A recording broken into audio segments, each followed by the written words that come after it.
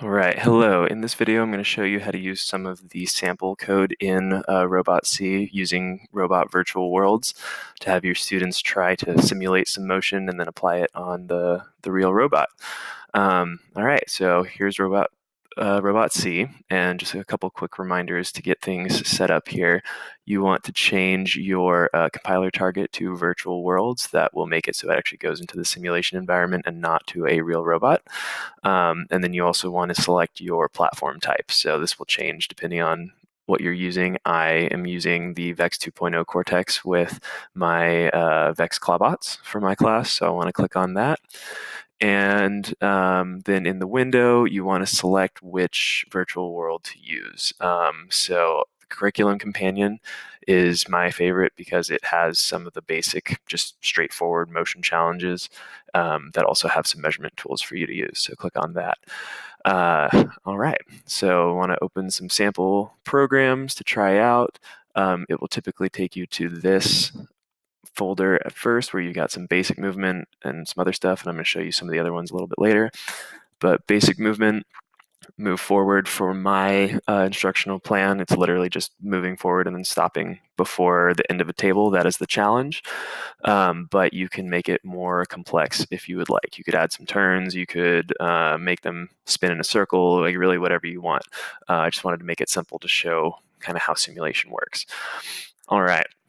So here's the sample program for just moving forward. And the first thing that you'll need to change is what the actual model of your robot is. So you need to click on this, and you can even double click it. And you can either type the model or you can double click here and then you get options. So I'm using the Clawbot. So I want to click on this, and it gets basically all of the sensor ports set up, assuming that your students or you built the robot in the way that the instruction manual and Vex had intended. Otherwise, you can change the ports as well, but I'm going to assume that you did it the standard way. So then you say, okay.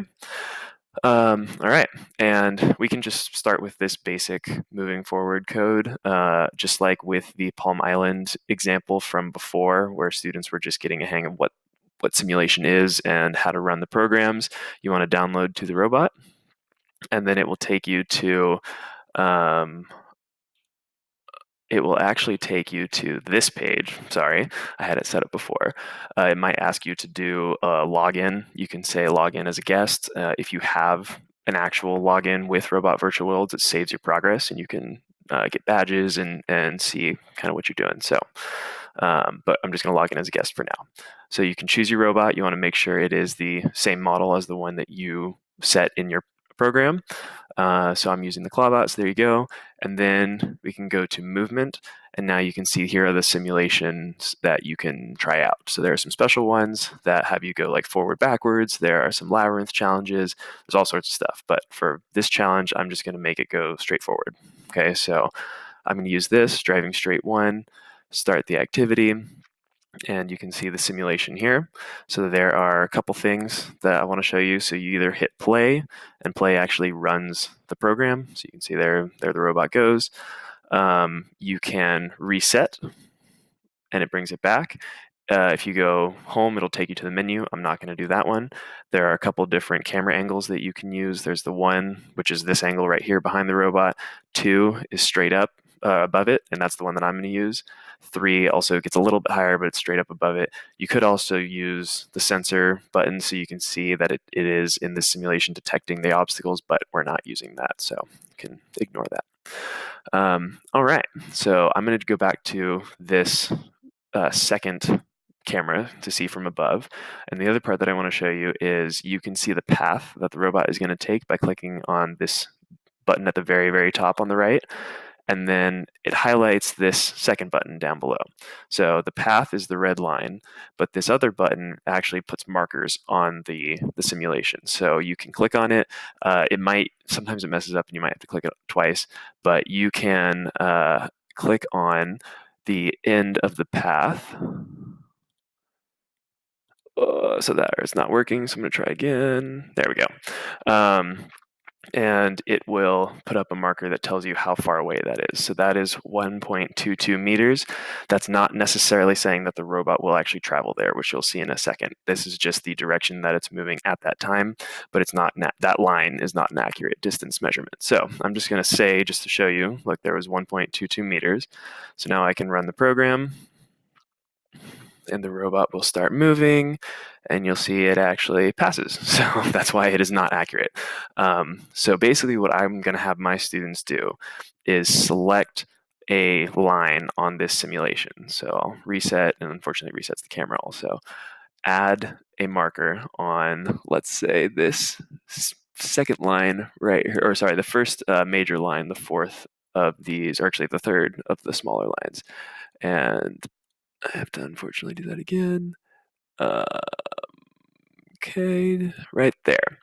So as it crosses this line, this is 0.32 meters from this starting line, this black line.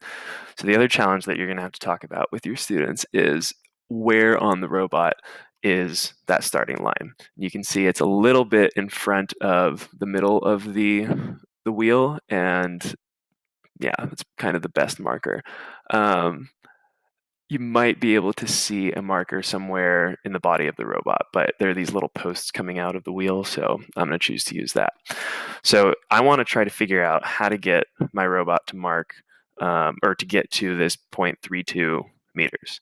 So you saw before, it definitely goes way past this, right? So that's not going to work. So I can reset, go back to my program, and there are a couple different options. So you've got the speed of the motor, and you've also got the amount of time that those are running for. You can let your students choose which ones they want to mess with.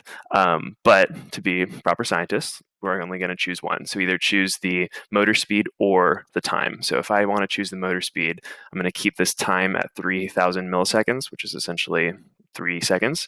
And I want to dramatically reduce this. So let's try 40 instead of 127. 127 is for these motors, that is the maximum speed that it can, and that does not mean 127 like centimeters a second. It's just they are motor encoders, which I'll talk about a little bit later, but that is the number that tells the program go at full speed. So if I change to 40, download to the robot, it brings you back to the simulation, and we'll see what happens. Click play, it's going a lot slower, and okay, I got a lot closer, but notice that there's the little point on the wheel, and it went a little bit too far. So, can try again. Now let's try maybe 30.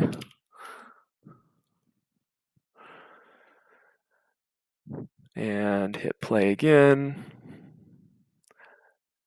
Go even slower, and oh, it's almost there, but it went a little bit too far. So, this is another good lesson of talking to your students about, well, yeah, it's close enough, but is it really? You want to get exact, especially when you're in a challenge where the robot might fall off the table, right? So I drop the speed a little bit more, download to the robot, hit play, and I would say that's a little bit too far back, and so we could do it one more time, and hopefully you can see what's probably going to happen. I'm going to be at 29, and I should be good. So once they figure out how fast, or the amount of time, if they decided to change the amount of time, to program the robot motors to actually get there. So there we go, stopped right at that line. Now you have the program that was set to figure out whatever that distance was, which was 0.32 meters, I believe. And so now what they can do is, that's the desired distance. They can figure out what the actual robot distance is. So now you would go back to your program. You would have to change the compiler target to the physical robot. Now you would actually plug in your robot to the computer that is controlling it, and when you download to the robot, it actually goes to that robot. All right, and then you can see how far it actually goes. Do a whole bunch of trials for that, and put it in the data table, which will be in the resource document that is later in this instructional plan. Thank you.